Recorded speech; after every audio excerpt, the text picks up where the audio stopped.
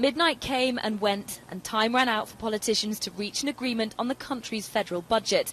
The government is now in shutdown. What that means is all non-essential services are closed as of today. Tourists can't visit attractions like these, and other services such as tax offices could be affected, as more than 700,000 federal government workers are sent home with the possibility of not being paid. We expect them to do the job that we sent them there for. And as I see it right now, they're acting like a bunch of three-year-old children. It's who can hold their breath the longest. This is ridiculous. We got to find a way to work this out. I mean, people's lives depend on this. And I think it's just nuts that they can't come to some conclusion and decision on this at all. The reason? Conservative Republicans hate President Obama's healthcare law. They say delay it a year, and then they'll pass the budget bill. I talked to the president earlier tonight. I'm not going to negotiate. I'm not going to negotiate. We're not going to do this. Well, I would say to the president, this is not about me, and it's not about Republicans here in Congress.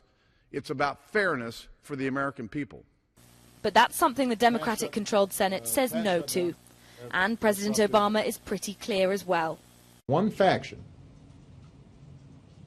of one party in one House of Congress, in one branch of government, doesn't get to shut down the entire government just to refight the results of an election. The motion to table is approved. So is there any way out of this? The top Democrat in the House of Representatives gave her take on it. We are saying to them, we're willing to accept your number for the purpose of going to the table. Keep government open and go to the table. They're saying we're rejecting our own number because that shuts down government, and only then will we go to the table. Congressmen and women have been playing political ping-pong here, sending the bill back and forth between the House of Representatives and the Senate with no agreement.